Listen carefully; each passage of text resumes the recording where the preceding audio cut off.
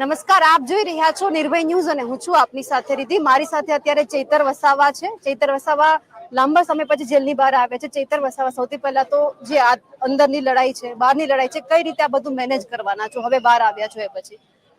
તમે જોયું હશે જે સરકારી મીટિંગ હતી એટીવીટી યોજનાની, એમાં એક સરકારી ધારાસભ્ય તરીકે, સરકારના પ્રતિનિધિ તરીકે અમારી હાજરી હોય છે. એમાં હું હાજર હતો. આ લોકોએ પૂર્વ આયોજિત જે કાવતરું બનાવ્યું કે વેપારીઓને જેમને કઈ લાગે નહીં વળગે નહીં એના લોકો સાથે એવા લોકોને કોન્ટ્રાક્ટરોને સભ્ય બનાવી દીધા. આપણે કીધું એટીવીટી હોય, ગુજરાત પેટર્ન હોય, અહીંના લોકોના વિકાસની યોજના છે, એમાં કોન્ટ્રાક્ટરોને કઈ રીતના તમે લઈ લો? એમાં ન જેવી બાબતમાં બોલાચાલી થઈ અને એકબીજાને અમે પકડ્યા. એવી બાબતમાં અમે ફરિયાદ પણ આપી. મારી અરજી ગ્રાહ્ય ન રાખી ખોટી 307 જેવી કલમો ઉમેરીને મારા પર ખોટી એફઆઈઆર કરી. એ અનુસંધાને આજે 80 દિવસ બાદ મને જામીન મળ્યા છે. ત્યારે હું એટલું ચોક્કસ કહીશ કે દેશની ન્યાય પ્રણાલિકા ઉપર મને ભરોસો છે અને આવનારા દિવસોમાં પણ જે સત્ય છે એ સત્યની જ જીત થવાની છે, મને પૂરો ભરોસો છે.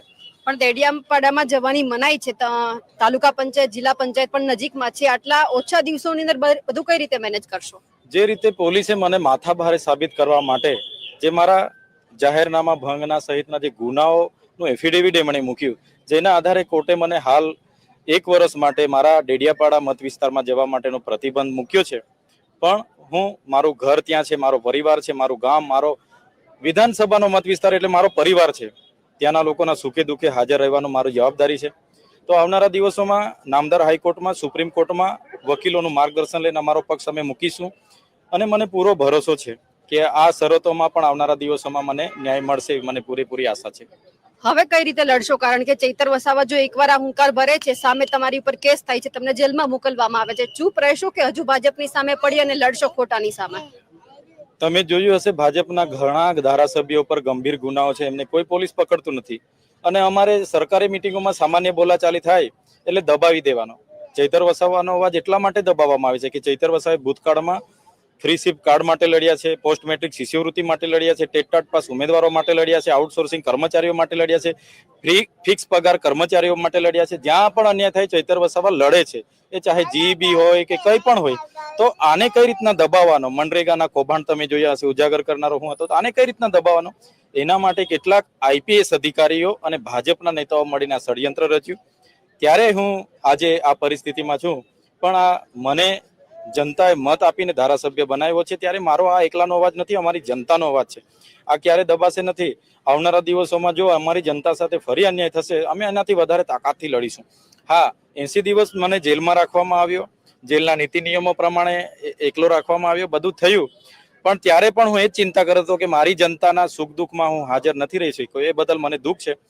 પણ આજે જે પ્રકારે જનતા મારી સાથે છે, તો એટલું ચોક્કસ કે આ જનતા જે મારા પર ભરોસો મૂક્યો છે, વિશ્વાસ મૂક્યો છે, એને ક્યારે હું તૂટવા નહીં દઉં. આ લોકોનું પ્રેશર હોય કે અમારી સાથે આવી જાય, પણ એવું ક્યારે થશે નહીં. હું તો માતાજીને આજે પ્રાર્થના કરવા આવ્યો છું, ભગવાન પ્રકૃતિને પ્રાર્થના કરું છું કે મને એટલી શક્તિ આપે કે અમારી જનતાને જ્યાં પણ અન્યાય થાય ત્યાં જઈને હું ઉભો રહું, એના માટે લડું. એ જ મારી આજે પ્રાર્થના છે. તમે લડો છો, સામે મનસુખ વસાવા પણ છે. મનસુખ દાદા અમારા સમાજના વડીલ છે. હું તો 80 દિવસથી જેલમાં હતો. બહાર હું થયું હું નથી હું જાણતો નથી. પણ મનસુખભાઈ પણ તે દિવસે 5 મિનિટની અંદર તે ઓફિસમાં આવી ગયા હતા. એમને પણ ખબર હતી કે અહીંયા કોઈ ઘટના ઘટી નથી. સીસીટીવી ફૂટેજ બધા હતા. સીસીટીવી ફૂટેજ ક્યાં ગયા? મનસુખભાઈ પણ ત્યાં હાજર હતા.